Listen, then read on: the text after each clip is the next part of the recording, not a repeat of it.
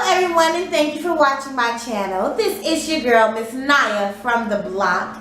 Today's tutorial video, we will be doing a glueless closure sew-in. But before we begin, please make sure you hit that like and subscribe button below. Thank you. Mwah. So this is the braid pattern that I chose to use on my client's hair. I just braided the hair going backwards. I made them small, like where the closure is in the back here. I just made them bigger. I just made sure I went around the whole head to show you guys. If you see that part right there, that's because that's where the closure is going to be parted. You want to make sure that your part is very defined. I made sure to oil my client's scalp because you want to make sure that the hair is nice and protected up under the sew-in, which is considered a protective style.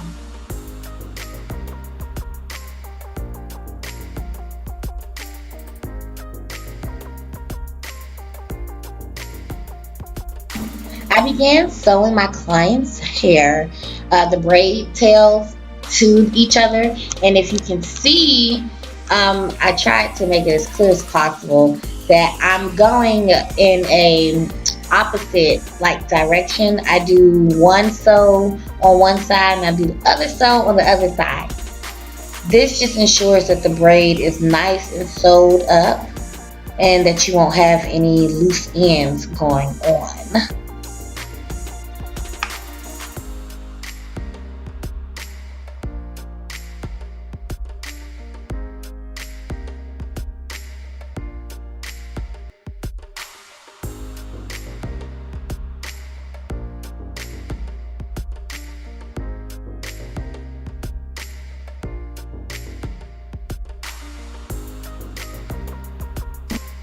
This is where I began to fit the closure to my client's head. This is the most important step. You want to fit it over the hairline.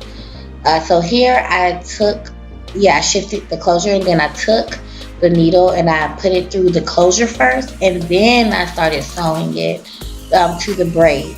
You want to make sure that it's nice and fit on both sides before you start sewing down the back of the closure. And you just want to keep going, sew a few times to ensure that it is nice and secure, because honey, you do not want no doggone braid, no closure falling off your client's head.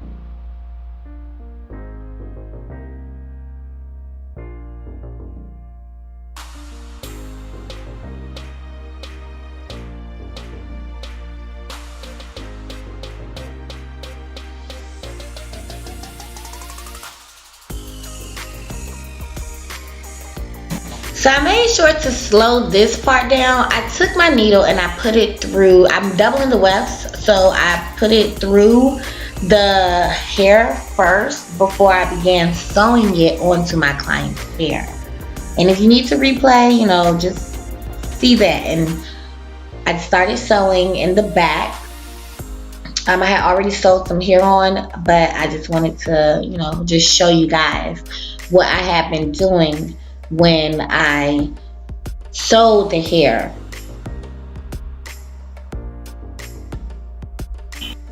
So you want to make sure that you take your time when you're sewing. I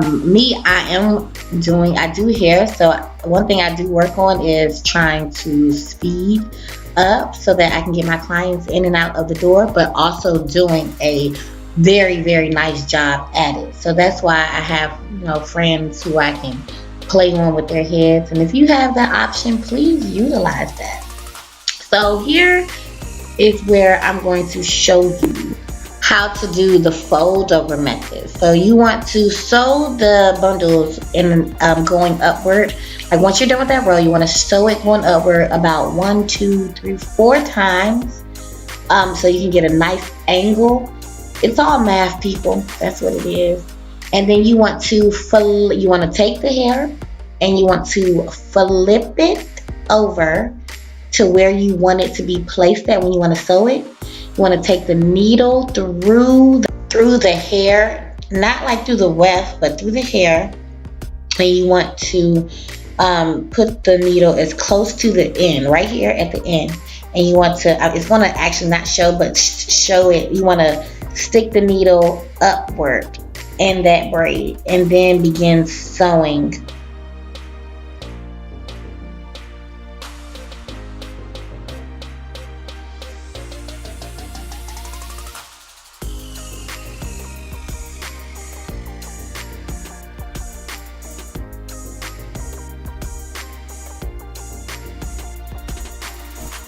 You want to make sure that you knot the thread off when you are flipping it over, and then you want to begin sewing in the regular way that you have been sewing beforehand.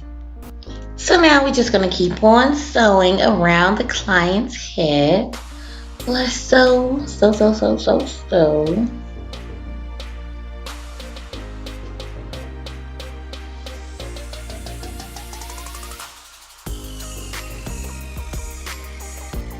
Okay, so now we are getting close to that closure. You see how close I sewed it to the closure?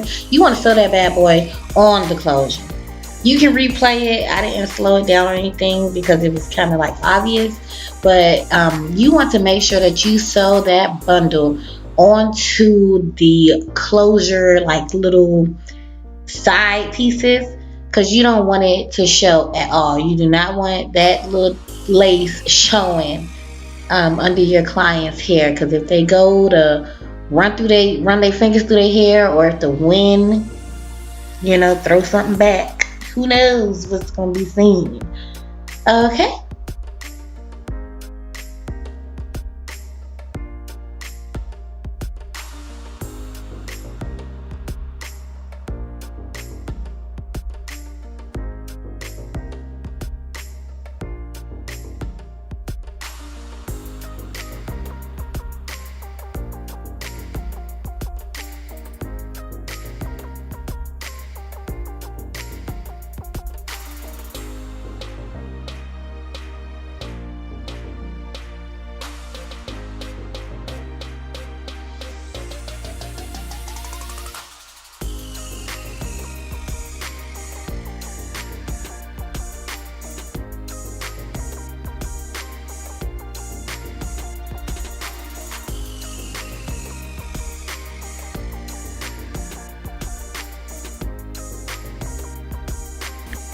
Okay, so now for the fun part, the closure. I did not pre-plug her closure because we were just pressed for time, y'all. Oh my goodness. So what I ended up doing was I ended up plucking her closure on her head. Now, you typically don't want to do that. I mean, however, you make changes, when you have the closure on your client's hair, but you don't want to do a full pluck situation. And I didn't do a full pluck situation because the style that she wanted it in, it wasn't even going to show like the front of the closure. So I was just trying to do something that was really quick and blendy for her, and that was going to be blended for her. And this is a glueless closure, so I didn't put any glue on her hair or on the closure. And I just made sure to, when you're doing a lace closure or a lace frontal, you want to go in layers. And if you guys would like to see a video on that, please like, subscribe, and thumbs up the video, and leave a comment below.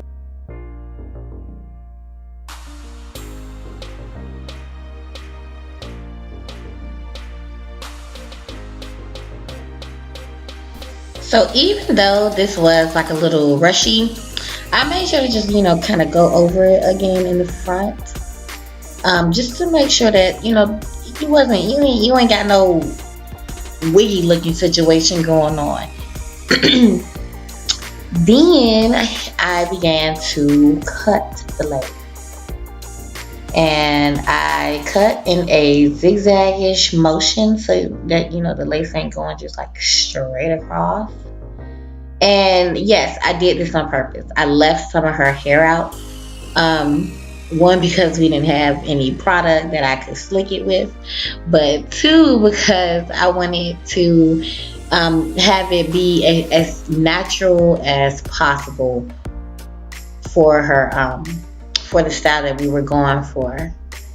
And you'll see how I blended in the next clip. So I just made sure to cut off the lace in its entirety. I'm going to also clean up that lace at the end of the clip. I began to pluck where the part was because I wanted to make the part more defined. And by plucking it, that's what I meant by you will still make adjustments when you are doing your client's hair.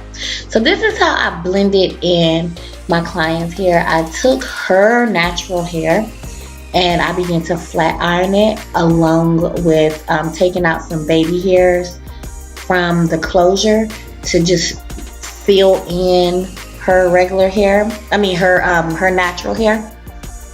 And I just made sure to grab those little edges right there. You gotta get them edges, Sue. And so here is when I was just blending in her natural hair up under the closure. And it's looked like it has that more natural look to me and to my client. She loved it. I took the hair from the closure and just created just some small baby hairs. Nothing extra because like I said, we're going for a natural look here. So I just cut it at an angle. Sorry about that clip. I was all up in the camera.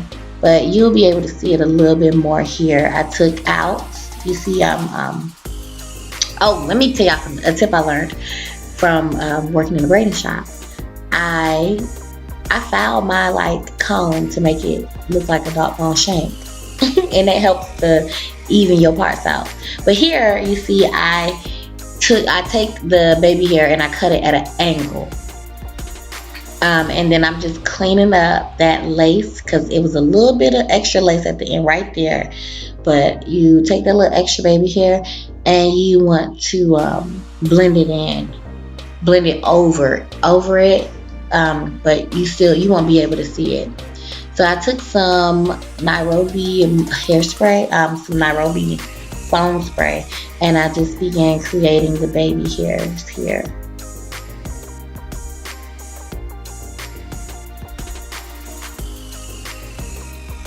My camera cut off at this point, and this is when I just took pictures of like when I did her cut and then the finished look afterwards. Okay, so if you like this, please make sure you like and subscribe and leave some comments below for any videos that you guys would like for me to do. Thank you. Say cheese. You can't see yourself right here.